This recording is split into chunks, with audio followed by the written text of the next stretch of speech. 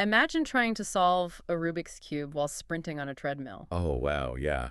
That sounds completely impossible. Right, like a total recipe for disaster. I mean, we are so conditioned to think that when our bodies are pushed to the point of absolute physical exhaustion, we should probably simplify what our brain is doing. Exactly. You just want to focus on breathing at that point. Yeah. But what if that exact brand of, messy, chaotic exertion is actually the most cutting edge medicine for a degenerating brain? It's wild because it completely upends our traditional view of neurological physical therapy. I mean, Hmm. we usually picture these brightly lit clinics with very measured, cautious movement. Well, the handrails. Right, lots of handrails. Yeah. And a heavy focus on preventing falls by just, limiting risk altogether. Well, today we are tossing that cautious, sterile image completely out the window. Welcome to today's deep dive. We are exploring a fascinating intersection of intense physical endurance and cognitive training. It's a really exciting topic. It really is. And our source material today is a 45-minute high-intensity interval training circuit, a HIIT workout. Yeah, a really tough one, too. Oh, definitely. It was designed by an instructor named Elena for the YouTube channel Power for Parkinson's. And the crucial piece of context here is that Elena designed this specific routine for young-onset Parkinson's disease, or YOPD. I actually want to pause there for a second because that distinction feels super important. When most of us hear Parkinson's, we tend to picture someone in their 70s or 80s, right? Yeah, that's the standard assumption. Right. But young onset means this is hitting people much earlier. We're talking often in their 30s or 40s. Which has to completely change the therapeutic landscape, I imagine. Oh, absolutely. Yeah. When someone in their 40s is diagnosed, their baseline physical capacity is generally still very high. I mean, they might be running marathons, lifting weights, raising kids. Right, they aren't frail by any means. Exactly. But their brain is beginning to experience that characteristic drop in dopamine-producing neurons. So you can't just put them in a chair and do gentle stretches. You'd lose all that existing capacity. Right. You have to aggressively leverage their existing physical strength to force the brain to adapt to that dopamine loss early on. And Elena attacks that challenge in a way that feels surprisingly rebellious. Like, right out of the gate, she asks the viewers to set a one-word intention for the month. I love this part. Me too. And her word for this grueling, highly clinical medical therapy, fun. Yeah. Just that simple word choice reclaims the entire narrative. He really does. The person doing the workout isn't just a patient managing a chronic, incurable disease anymore. They are an athlete engaging in a challenging, enjoyable activity. Which changes everything about how you approach it. It sets a psychological baseline of playfulness, and that actually lowers stress and makes the nervous system more receptive to learning. So to you, the listener, what is your intention for this deep dive? That's a great question to ask. Yeah, because even if you don't have a neurological diagnosis, I invite you to approach the breakdown we're about to do as a blueprint for your own brain-body fitness. Because the mechanics of what Elena is doing here really do apply to all of us. They absolutely do. Now, before she introduces any of the intense cardio or the brain games, she spends a significant amount of time establishing physical architecture. She is relentless about core stability and posture. Relentless is the perfect word. She uses some incredibly vivid physical cues to get that alignment locked in. Like, she's not just saying, do a squat.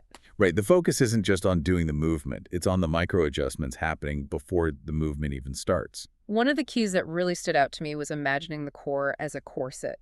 She tells the viewer to actively pull the front of their body in and up to meet their back body. That's a really powerful visualization. And then she pairs that with a cue to tuck the hips slightly underneath the shoulders. You can almost feel yourself growing an inch taller just thinking about it. It creates a complete mechanical reset. Because we have to look at how Parkinson's physically manifests over time. Right. The disease heavily impacts posture and gait. People often develop this forward-flexed, slouched posture. Almost like they're permanently leaning forward. Exactly.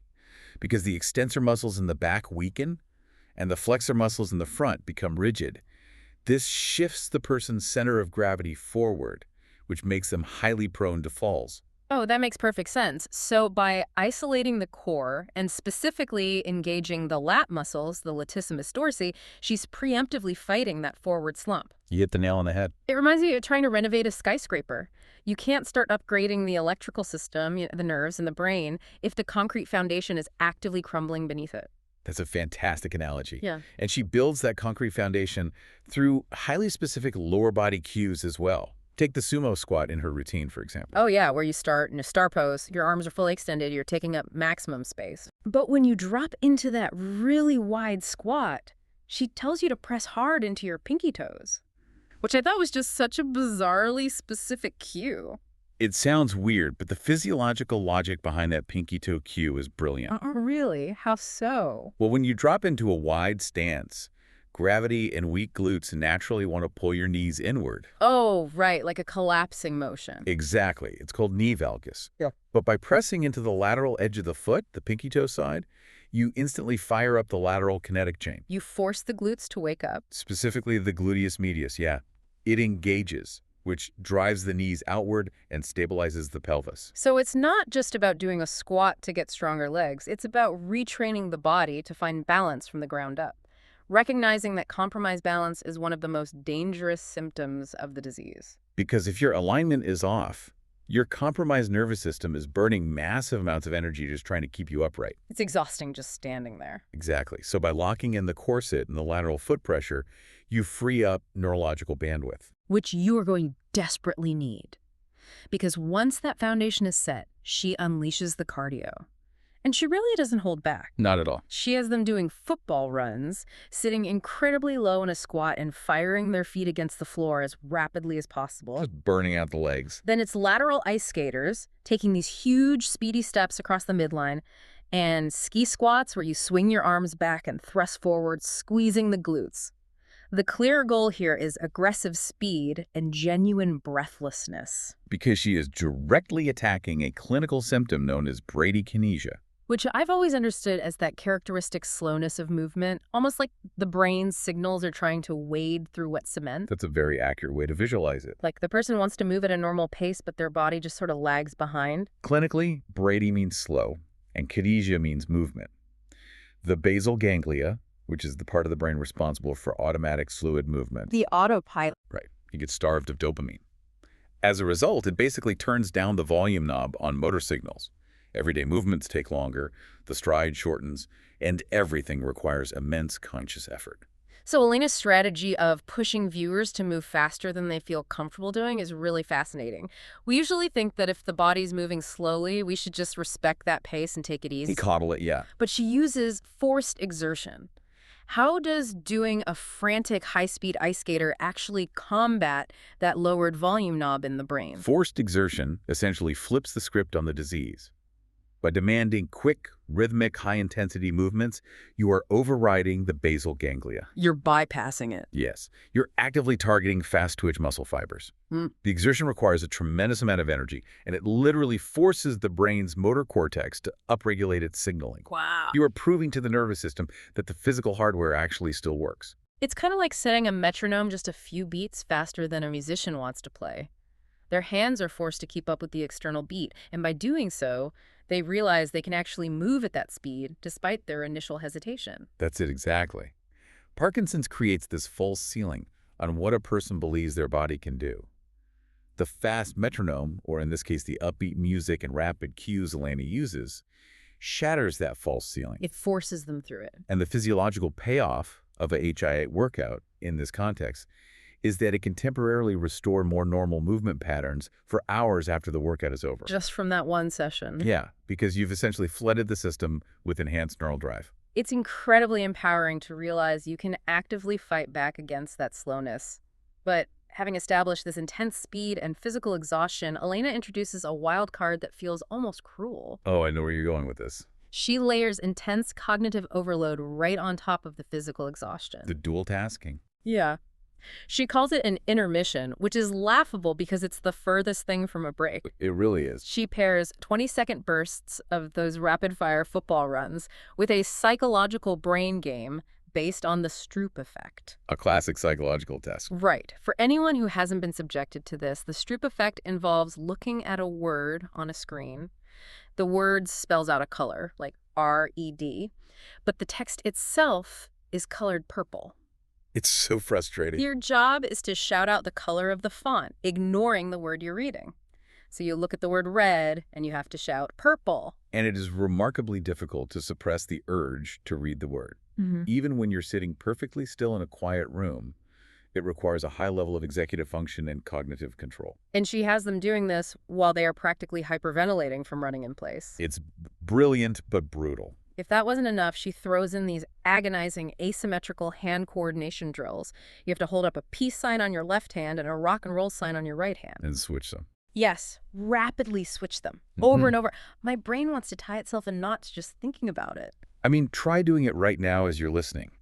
You'll quickly realize how strongly the motor cortex prefers symmetry. It desperately wants both hands to just mirror each other. I literally tried it this morning and failed miserably. And then throughout the main workout circuits, she forces you to list categories. While lifting weights. Yeah, you're deep in an exhausting sumo squat, pressing dumbbells over your head, and she suddenly demands, name Olympic sports, or name sea animals. So much to process at once. Someone apparently shouted out curling for the Olympic sports, which I absolutely love. Yeah. But looking at the science here, why add this mental torture to an already grueling physical routine? Well, we have to look at the mechanics of neuroplasticity. The brain's ability to adapt, rewire, and create new neural pathways. Right. In a healthy brain, automatic movements like walking or swinging your arms are handled by the basal ganglia in the background. As we said, it's the brain's autopilot. But in Parkinson's, that autopilot is broken. So the person has to consciously think about putting one foot in front of the other. Precisely. They have to shift movement control to the frontal cortex using conscious cognitive resources just to manage basic motor function. That sounds exhausting. It is. Because their cognitive bandwidth is entirely consumed by the physical act of moving, if they are walking and someone asks them a complex question, they might literally have to stop walking in order to answer. Wait, really? Just stop completely? Yeah, the brain simply cannot process both tasks simultaneously anymore. That makes the car radio cliche incredibly real. When you're driving in an unfamiliar city looking for a specific street address and you instinctively reach over and turn down the volume on the radio, Yes. your brain literally doesn't have the bandwidth to process the music and perform the visual search at the same time. That is the exact phenomena, but magnified exponentially. By practicing dual tasking in a structured environment, like doing ski squats while shouting out trombone or radishes, you are training the brain to expand that bandwidth. You are placing the nervous system under immense productive stress, forcing it to maintain cognitive motor coordination. And what does that stress actually do? It promotes the release of neurotrophic factors, which are essentially fertilizer for the brain, helping to build new neural detours around the damaged areas. That is amazing. But I do want to push back on this from a traditional fitness perspective for a second. So go ahead. We are constantly taught that form is king. If you are exhausted, out of breath, and frantically trying to remember dog breeds, aren't you inevitably going to compromise your physical form? A very fair point. It feels like there's a real danger that the workout just becomes a messy, uncoordinated disaster instead of a precise physical therapy session. That's a valid concern if the goal is purely muscular hypertrophy or, say, Olympic weightlifting. Yeah. But in this specific therapeutic context, the messiness of the dual task is the actual medicine. Wait, so the struggle is the point? Yes, absolutely. If the movement is easy and your form is pristine, your brain is likely on autopilot. And autopilot does not trigger neuroplasticity. Because it's not challenged. Exactly. Neuroplasticity requires novelty, challenge, and a remarkably high rate of error. When you stumble over the word cauliflower because you're momentarily focused on pushing up from a squat, your brain detects that error. It realizes something went wrong. Right. That error signal is what tells the nervous system, we lack capacity here. We need to repair and rewire to handle this load better next time. So as long as that core corset is keeping your lower back safe, the cognitive stumbling means the brain is actively engaged in problem solving. You got it. It completely shifts how I view a good workout. Failing a little bit mentally means you successfully push the boundary of your neural pathways. And if the brain is already rewiring itself through these messy dual-task movements, Elena pushes it even further in the final section of her routine by asking the brain to literally cross its own internal wires. Yes, the coordination stuff. She merges the core strength, the forced exertion, and the neuroplasticity into these highly complex, multi-step movements that constantly cross the midline of the body. It's like patting your head and rubbing your stomach, but with heavy weights. Exactly. You're doing opposite elbow to knee marches, or you're curling a dumbbell with your left arm while simultaneously doing a narrow overhead press with your right arm and then switching. The cognitive load of asymmetrical movement is massive. And it peaks with a movement she lovingly calls spicy. Oh, the bird dog variation, Yes, it's a variation of the bird dog. You start on the ground in a tabletop position, you extend your right arm forward and your left leg backward. which is hard enough to balance as it is. Right. Then you curl your elbow to your knee underneath your body, rounding the spine. You extend back out. And then, keeping your arm extended forward, you move your extended leg laterally out to the side, like a dog at a fire hydrant. It requires so much stability. And to make sure your form doesn't collapse, she tells you to imagine you have a tray resting on your lower back with your favorite snack. She jokes it's a latte, and you cannot let it spill. That imaginary latte is an incredible cue. Moving a heavy limb laterally, naturally, wants to pull your pelvis out of alignment and twist your spine. You just want to tip over. Yeah. Your core has to fight intensely to keep that tray level, while your limbs are moving asynchronously. But why demand so much complex asymmetrical coordination? It seems like overkill. It's the ultimate test for the brain-body connection. The right hemisphere of your brain controls the left side of your body, and the left hemisphere controls the right. Okay. When you perform asymmetrical cross-body movements, you are forcing the two hemispheres to communicate rapidly across the corpus callosum. That's the thick band of nerve fibers connecting them. And in Parkinson's, that communication breaks down. Exactly. The neurological signals become fragmented. This cross-body work directly combats that fragmentation by forcing the entire brain to light up and synchronize. It's exactly like playing a drum set. Yeah. Your right foot is on the kick drum, your left foot is on the hi-hat, your hands are doing two completely different stick patterns. But you have to force all of those independent, asymmetrical movements into one cohesive rhythm. And doing that requires your entire nervous system to be highly engaged.